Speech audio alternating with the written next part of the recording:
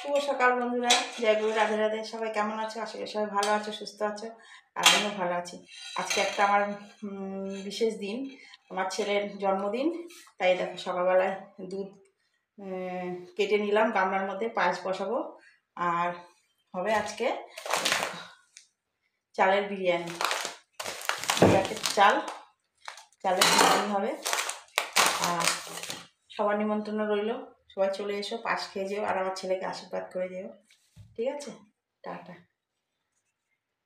এখন বন্ধুরা পায়েস প্রায় রেডি। এখন দিয়ে দেবো হচ্ছে গুড়।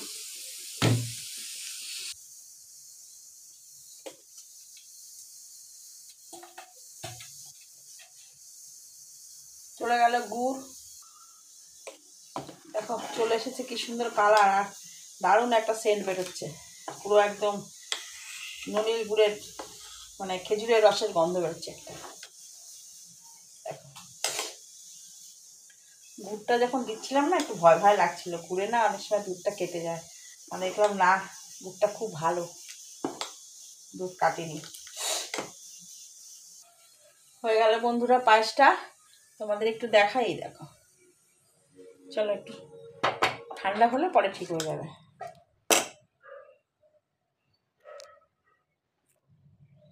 হয়ে গেছে, এখন হচ্ছে চিকেন চাপ।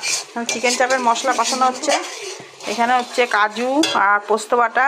পোস্তগুলো আমাদের তাকিয়ে দিয়েছে। না তাকাইনি, এখানে টক দই, তারপরে মাংসটা দেওয়া হবে। দই চলে গেল, এই যে মাংস চলে যাচ্ছে, লেগ পিস। একটা পিস ধর, হাতে ধর, একটা হাতে ধরে তোর। চলে গেল, মনে করলো হ্যাঁ, বাহ, সবার জন্য একটা করে লেগ পিস। আরে ভালো করে রান্না করো।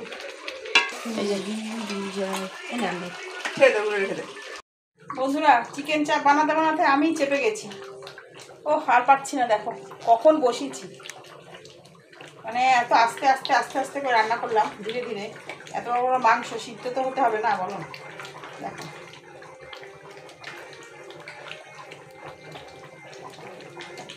চলো, হয়ে এসছে, এখন নামিয়ে দেবো। কেমন হলো কে জানে। এই প্রথমবার যদিও আমি চিকেন চাপ বাড়িতে বানালাম, কোনোদিনও বানাইনি। দেখো বন্ধুরা, চিকেন চাপ রান্না হলো, এই প্রথমবার আমি রান্না করলাম। কেমন দেখতে তো সুন্দর হয়েছে, এখন খেতে কেমন হবে জানি না। জন্মদিনে দিলাম পায়ে এই বিরিয়ানি। এরা ছেলেপিলে বিরিয়ানিটাই বেশি ভালোবাসে, তাই বিরিয়ানি করে দিয়েছি।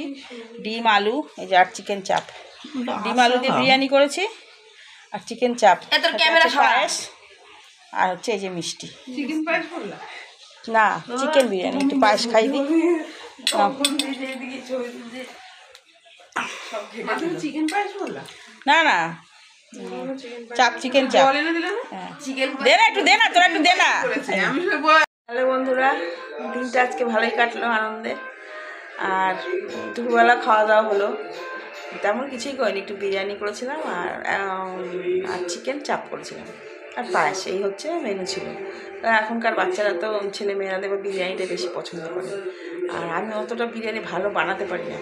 তাও ছেলে মেয়ে বলছে না, যা পারো তাই খাবো। তাই খাওয়া, ওরা যদি খেতে পারে তা মোটামুটি ভালোই হয়েছিল।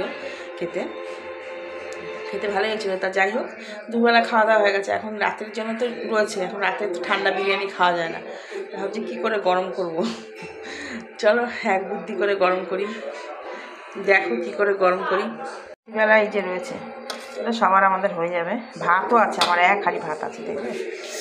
সকালে ভাতও করেছিলাম, ডালও করেছিলাম। এই দেখো কতগুলো ভাত রয়েছে, এই যে ডাল রয়েছে। জানি না, দেখি কিভাবে গরমটা করি। চলো, কড়াইয়ের মধ্যে জল দিয়েছি, গরম হয়ে গেছে। এবার দেবো এটা বসিয়ে, জল ফুটবে আর এটা হালকা করে গরম হয়ে যাবে। বিরিয়ানিটা কি বলো তো, আমি অতিরিক্ত মশলা দিয়ে বানাইনি, হালকা পাতলা বানিয়েছি। খেতে কিন্তু খুব টেস্টি হয়েছিল। বেশি রিচ বানালে না খেতে অসুবিধা হয়ে যায়। চলো এখন একটু গরম করে নিই, ঢেকে দিলাম, এবার আস্তে আস্তে গরম হোক।